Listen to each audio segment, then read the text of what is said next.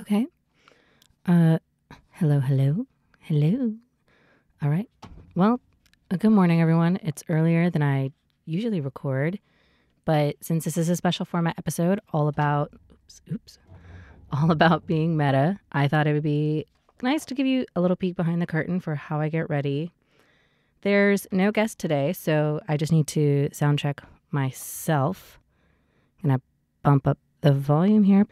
I usually have a notebook that I take little notes in, but today I forgot it, so we'll just be using a piece of paper. Okay, Meta March. I think we are ready to go. Let's get into it.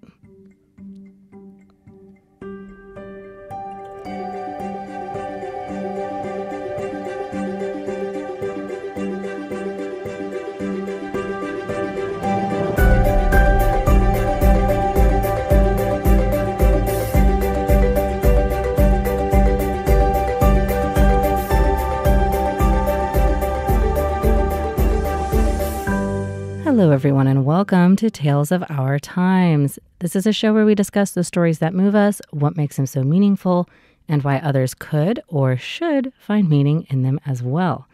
This is not a spoiler-free show, so bear that in mind as you continue to listen. We tackle books, movies, comics, and more. Where there's a story, there's a reason to read. I'm your host, Amanda Stevens, and joining me today is no one, like I said in the little intro. Today's another special format episode, and I am really excited to start what I'm going to be calling Meta March, which is a theme that we're going to be doing for the entire month of March. So what we're going to be doing today is dropping a little bit of theory on what it means to be meta. I think a lot of us have our own notions of what that is, but I really want to give some examples so that going into this month, we have a really concrete idea of what makes a text a metatextual thing. What does that word even mean, metatextual? So today we'll be doing a little bit of theory. We'll try to keep it as light as possible. We will still be doing some summaries, though today I might be reading 4 different stories, as we're going to go through like 4 different examples of metatextuality in different media. And then for the rest of the month, I'll be having guests kind of like usual, and we'll be looking at stories that break the mold for their medium. So this is kind of our setup episode for the rest of the month. Now, I want to have a few disclaimers like right up front. First, like I said, it's going to be a little technical, but we'll try to keep it easy breezy and as simple as we can. But the most important thing that I want to say today is that while we'll be discussing things and we'll be talking about the idea of stories as a text, the idea of story and text is actually different. So to summarize, the text is the book itself that you interact with. The story is the narrative that it is telling. And it doesn't necessarily have to be a book. A lot of this theory was written about books, but it can apply to any medium in which you receive a story. And let's use an example. If we use Star Wars Episode 4, the text itself is an American sci-fi science fantasy film. The story is that it's about a Jedi named Luke and his friends fighting against the evil Empire to save the galaxy. I hope that makes sense. And without further ado, let's strap up, buckle down, and get into it. So I actually want to start with a quote from a woman named Dr. Octavia Cox. She's a professor who got her doctorate from Oxford University. She's lectured at a bunch of different places, but right now she actually has a very helpful YouTube series or channel called All Things Literature. I want to quote her by asking this question. What do we expect from texts? When you sit down and watch a romance movie, do you already know who will fall in love at the end? When you play a video game, will you be safe on the pause menu? Will the story in your book start at the beginning of the story and end at the end? These are all a few examples of expectations we may bring to different texts. But suppose we take that even further. When you read a book, what direction will the text be read? Right to left? Up to down? What if it were mirrored? Will the movie expect you to weigh in on the decisions that are happening and progress according to your feedback? is it still a movie at that point? In a play, will the actors be reading from their scripts and speaking to each other, or will they address the audience directly? Would they even be in the audience itself? These are also expectations we have of the media that we interact with. And actually, none of them are really a guarantee. Now for a little meta moment of my own. Originally, I had kind of a long part here at the beginning where we were talking about structuralism and all those other things, but I think that kind of defeats the purpose of this episode. So we're going to do a really quick TLDR, too long, didn't read, about what those theories mean. Today, we'll be discussing the theory of literature that revolve around the way texts are structured physically and how that sets our expectations. For the purpose of today, the word text means the literal book that you hold in your hand and everything inside that. But of course, all these ideas are also relevant when we discuss movies, podcasts, and video games in the way that they tell stories and how they relate to each other. The theory of structuralism talks about how stories and texts relate to one another and the world at large. There's also a word, transtextuality, which is a large catch-all that breaks down these relationships into 5 types of textualism. Today, though, we're only focusing on one of those 5 subtypes, the one which is metatextuality, which is when a text purposefully points out or plays with the idea that it is in fact a text and not reality. So, with that out of the way, let's dive further into the world of all that metatextuality entails, along with plenty of examples. There are many different ways in which something could be metatextual. Longwood University's Dr. Chris McGee cites 5 ways in which a text might be particularly metatextual. Those different ways are being self-referential, breaking the fourth wall, blurring the lines between reality and a fictional world, when a narrator does their job poorly, and when the text reminds you of the material fact that it's a book or a movie. There may be more or fewer ways in which a text could be meta or metatextual. Those are the ones we'll be focusing on today. Coming up, I want to look at each of those in detail with a relevant example from fiction. We'll be using different examples from across the media spectrum, so don't worry if one doesn't click for you. There's hopefully another one coming right up which could make sense of things. Our first example I'd like to examine is the idea of a text being self-referential. To quote Dr. Chris McGee, whenever a text recognizes itself as text, it breaks the illusion that it is reality. The text or characters become self-aware. I think a great example can be found in the Japanese animated film Millennium Actress. I'll summarize it real quick, and then we can get into the ways in which it exemplifies this idea of meta. And a quick note, I would really recommend you pause right here and go watch the trailer for the movie, because it's about to get a little bit surreal. Ready, go. All right, that was your warning. The movie Millennium Actress centers around the life of actress Chiyoko Fujiwara. Although once famous, she has lived much of her retirement in seclusion. Genya and Koji, an interview crew of 2, score a private interview with her in her manor house to hear her describe her life in her own words, which she does. The rest of the film is told as a story within a story, often blurring the events of what happened in the movies Chiyoko acted in with the events in her real life. She begins by telling a tale from her real life of an encounter she had as a teenager, where she met a political dissident who opposed the Sino-Japanese War. She helps him escape authorities who are looking for him, and he entrusts her with a key. However, before she can help him further, he disappears. She spends the rest of her life searching for him, even disclosing that the reason she became an actress was that she hoped he'd see her in a movie and come looking for her. As she tells the story of her life and movies, the interview crew find themselves literally trapped in the movies themselves, sometimes unable to tell the differences between fiction and reality. So that's a little bit of what that movie is about. I didn't spoil the ending for you this time because I would recommend you watch it, but how does that make this movie meta? Now, really, this movie is meta in a lot of ways, but let's get into its self-referential nature. For one thing, it's a movie about movies and making them. Granted, there are differences between the process of animating a film and dealing with live actors, but the characters in the film don't see the difference. Speaking of the characters, let's discuss the 2-person interview team. While the setting seamlessly blends between her different movies and her real life, the characters of the interview team are constantly self-aware, saying things like, "This was my favorite part of the movie," or now that's what I call drama, and sometimes, hey, are we in a sci-fi movie now? They're constantly aware of the fact that they are in movies and calling out the tropes, settings, and the fact that what is happening to them should be impossible. All this to say that the character's self-awareness and the movie at large is constantly reminding us that it's a movie and that we are, in fact, watching a movie. The second way a text may be meta is by breaking the fourth wall. That is the agreed-upon boundary between the audience and the performers.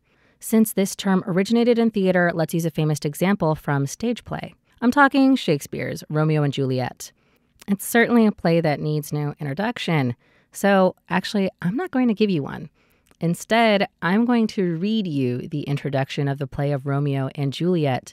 These are the very first stanzas that you would hear. And I want you to listen and see if you can tell where this play starts breaking the fourth wall.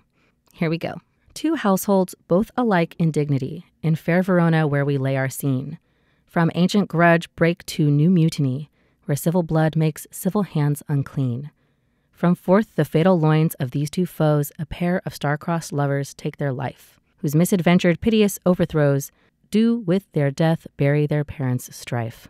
The fearful passage of their death marked love, and the continuance of their parents' rage, which but their children's end not could remove, is now the 2 hours' traffic of our stage, the which if you with patient ears attend, shall here miss, our toil shall strive to mend. Did you hear it? If you're like me, you probably noticed that the entire thing is breaking the fourth wall. A narrator literally tells the audience what will happen in the play. Two families in Verona hate each other to the point of death and murder. Their children unluckily fall in love, and they will die for their love at the end. Families will only get over their grudge after this, and you'll know the whole thing after the 2 hours of the play. So as we discussed in our Fate, Destiny, and Tragedy episode, knowing this end doesn't necessarily remove the drama and may actually add it. But for his part, Shakespeare had a habit of being somewhat metatextual in his plays, especially those in which he would stage a play within a play. This kind of tongue-in-cheek beginning was also really popular in Hollywood during the late 80s and early 2000s. Imagine this. You hear a You're probably wondering how I got myself into this mess. And boom, fourth wall broken. Another way that something could be meta is when it blurs the lines between the fictional world and the real one. And we're actually going to make a quick foray into the world of video games. For this one, I'm going to reference the Metal Gear series, a series of games that is infamous in the gaming community for the ways in which it does exactly this, blending the reality of playing a game with the fiction of the game itself. And no incident is more famous than one in the game Metal Gear Solid. The game as a whole is about a character known simply as Solid Snake, who is a soldier. He meets an entire cast of very strange, specialized characters who will try to stop him, each of them with their own unique and semi-magical powers. The one who really stopped people in their tracks was a character by the name of Psycho Mantis.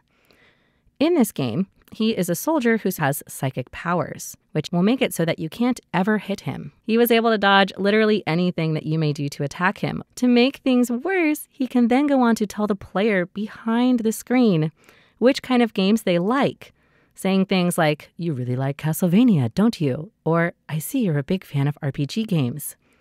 This both breaks the fourth wall, like we just discussed, but also blurred the line between the real world and the fiction in the game. Not only was this psychic character convincing the in-game characters he was psychic, but he was able to speak to both the in-game character and the player behind the controller, speaking truths that we know video game characters aren't supposed to know. The game achieved this by your system's memory data, so it would be able to comment on how you were performing in the game itself, but also on games that were seemingly unrelated. At the time, many people playing the game used a console that had 2 slots for controllers, one for player 1 and one for player 2. The only way someone on this console could stop the in-game character of Psycho Mantis from reading their minds and avoiding all their attacks was to unplug their controller from the player 1 slot and plug it back into player 2. By physically requiring the players to change the way they played the game was able to sufficiently scare players with a believable psychic character, and players across several generations left confused, scared, and entertained. For our last example today, we're going to be discussing the last two of Dr. McGee's ideas in one example. That is, when the narrator doesn't do their job right by either doing too much or too little, and when a text explicitly draws your attention to the fact that it is a text. Both of these ideas of metatextuality are on full display in the young adult fiction series, A Series of Unfortunate Events. Of course, I've already covered one book in this series with my friend Shamir Munoz. But in case you missed that, this series follows three children known as the Baudelaires. The story starts with their house burning down in a mysterious fire, them becoming orphans, and falling into the care of their evil and distant relative, Count Olaf, who aims to use the children to gain access to their family's great fortune. The children are shuffled through a bunch of different foster homes, always being cared for by inept adults, and usually barely outwitting or outrunning Count Olaf through the titular series of unfortunate events. Now, there is, of course, a tertiary character, the narrator and the book's supposed writer, a man named Lemony Snicket. This series is told as Lemony Snicket detailing the events of what happened to the children, seemingly unwillingly. At the start of each book, and often throughout, the narrator tries to convince the reader to put down the book and go read something happier and more fun. A perfect example is from the very first book, The Bad Beginning. On the back, where the author would usually try to summarize what happens, Lemony Snicket puts a letter to the reader, which goes as follows. Dear reader, I'm sorry to say that the book you are holding in your hands is extremely unpleasant. It tells an unhappy tale about three very unlucky children. Even though they are charming and clever, the Baudelaire siblings lead lives filled with misery and woe. From the very first page of this book, when the children are at the beach and receive terrible news, continuing through the entire story, disaster lurks at their heels. One might say they are magnets for misfortune. It is my sad duty to write down these unpleasant tales, but there is nothing stopping you from putting this book down at once and reading something happy, if you prefer that sort of thing. With all due respect, Lemony Snicket. Now, I did leave a little bit out of that, but you can see where I'm going with this. Throughout the whole series, the author tries to convince the readers to stop, in fact, reading. He also oversteps the typical narrator role by doing things like defining vocabulary. Again, from The Bad Beginning, he says, on the word aberrant, a word aberrant here means very, very wrong and causing much grief. Or sometimes even offering advice directly to the reader, such as, you know, a good long session of weeping can often make you feel better, even if your circumstances have not changed one bit. And that's again from The Bad Beginning. All this to say, in A Series of Unfortunate Events, the narrator Lemony Snicket is so present in the story that he is a character unto himself, but still distinct from the fiction of the story. He doesn't interact with the characters, and he is in fact the storyteller, but he also never lets the reader forget that they are the reader, that this story is just that, a story in a book, which could, and in his opinion should, be put down at any minute to be substituted with a much happier read. So, back to speaking about metatext as an idea. Some of you no doubt noticed that the examples above actually did more than one of these. And I think that's to be expected anytime that a text becomes metatextual. To be meta, a work needs to purposefully break or play with our unspoken rules and expectations for that medium. It uses those expectations, sometimes pointing them out and sometimes directly disregarding them, to try and tell a story in a new and more interesting way. And once a text starts to do that, I think it's difficult to do so in only one way. In the rest of this month, Meta March, as we're calling it, I want to highlight some stories that explicitly play with and against our expectations, that do exactly this, that see what we expect from a text, from a book, from a movie, and turn that on its head to tell a new and interesting story. These may be things that redefine a genre, but they don't have to be. Oftentimes, they may just be a standalone instance of an author asking, what if? It's up to us to decide to answer. Do we want to challenge those expectations? What does that even mean? And what happens if we answer, okay, show me? This has been Tales of Our Time on Radio Taiwan International. I'm your host, Amanda Stevens. All materials used in today's episode are listed in today's episode description. We'll see you next time.